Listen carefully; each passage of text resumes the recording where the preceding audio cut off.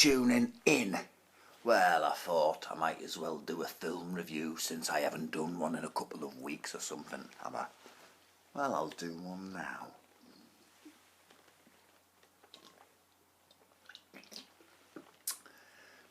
Carlsberg Export.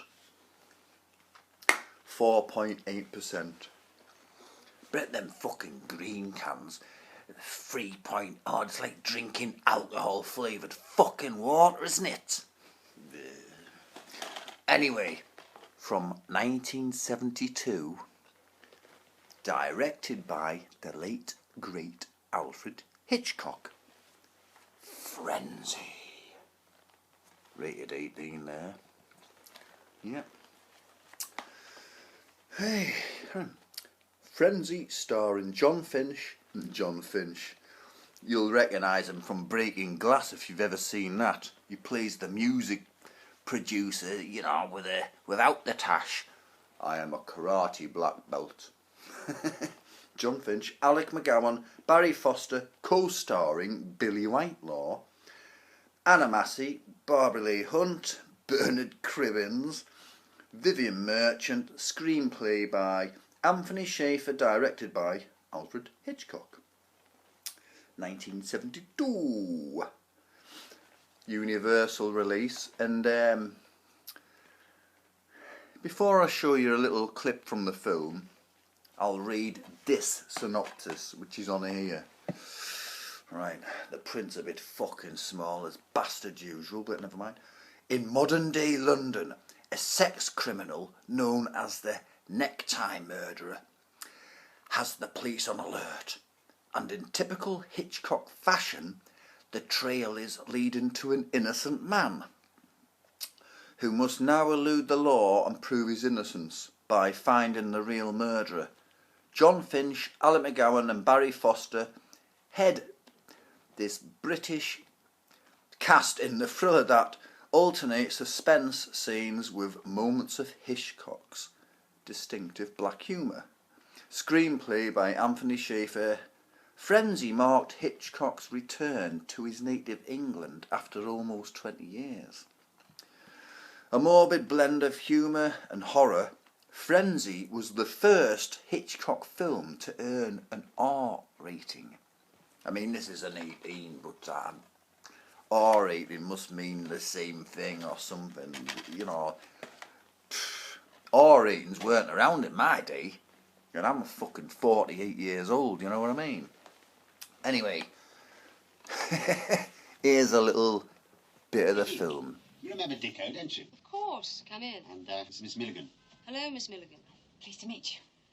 I bumped into them in the park. How fortunate. We haven't seen you in ages, Dick. How's Brenda? Do you still hear from her? Well, she's dead, I'm afraid. Yes. And you killed her. Yes, steady on, Hetty. He didn't do it.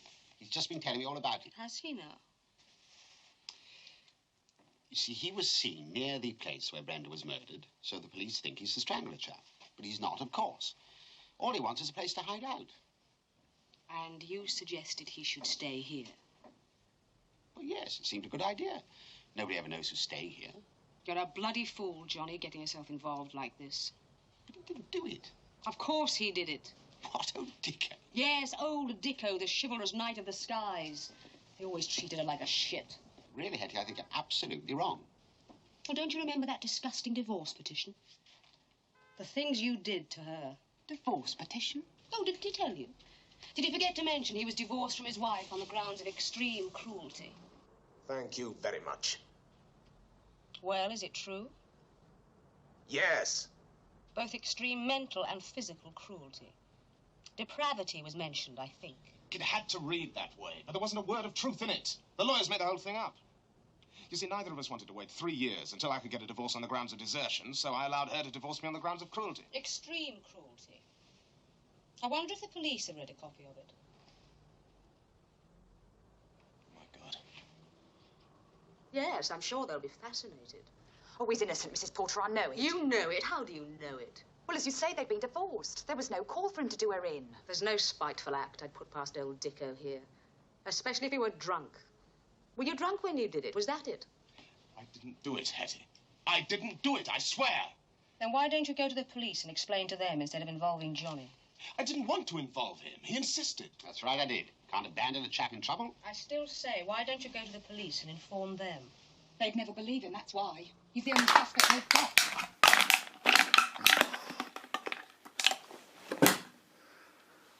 You know, I've only got one more of them left in the fucking fridge. Bastard travesty it is. Anyway. Right, John Finch, he's like Richard Ian Dick Blaney. Dick. And, you know, he's innocent, he hasn't done fuck all, except he's a, you know, obnoxious fucking little shit. He was in Breaking Glass, you know, I'm a garagey black belt. And you've got Barry Foster has Robert Bob Rusk. So you've got a Dick and a Bob. Robert Rusk, and he runs a fucking fruit and veg fucking stall or something, you know what I mean? Anyway, he's a sex killer. He rapes women, strangles them with one of his ties, and fucking dumps them somewhere. The first body you see is in the River Thames, you know?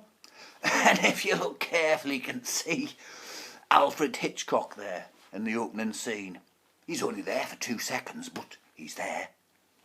You know, he made quite a habit of that in his own films, appearing in a, you know, a very, very minute cameo. I don't know why, but a few directors do that. Anyway, he's a sex killer, right? And, you know, Dick, John Finch, he's like divorced from his fucking estranged wife and all that, you know, they lied. So, you know, instead of waiting 3 years for a divorce, they got a quick one because they both pretended that the grounds were him cruel to her, you know, psychologically fucking a nastiness to her, so they got divorced dead quickly to save all that fucking shit.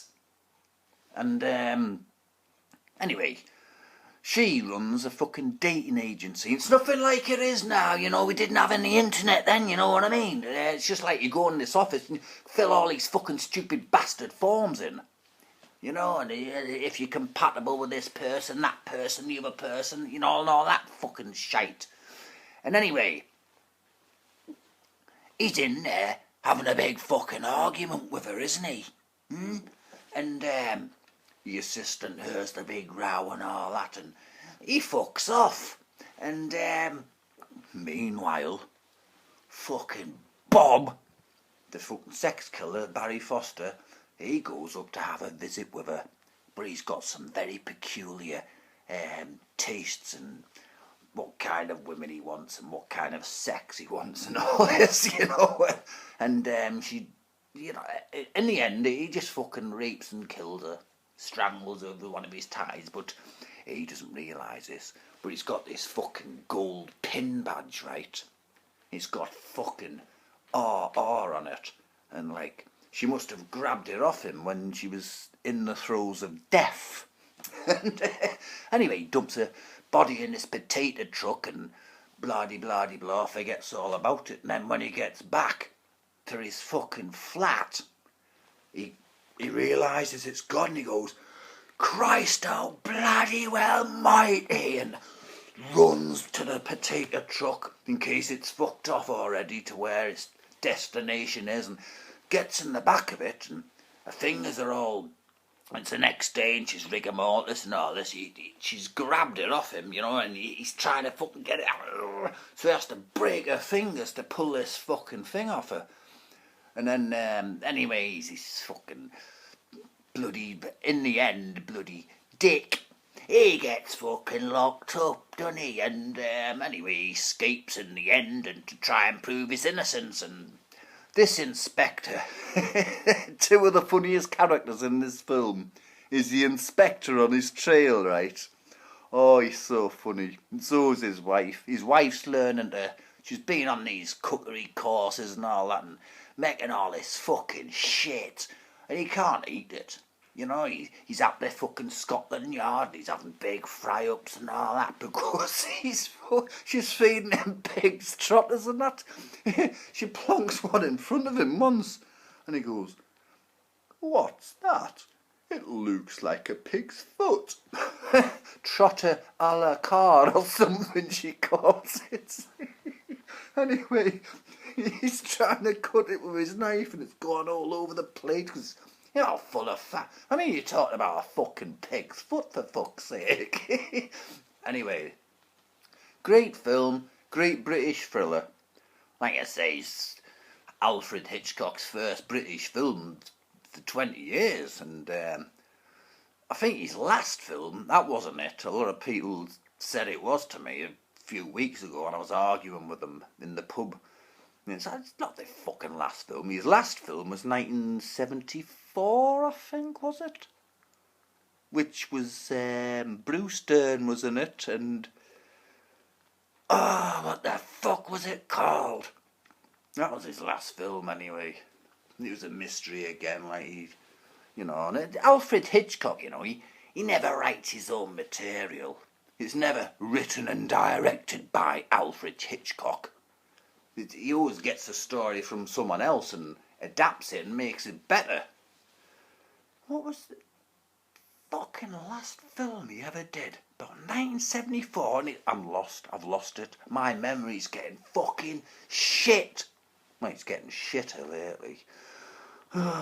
Anyway, see you later, hammerheads. Oi, mate! I'm trying to get some fucking sleep, you bastard!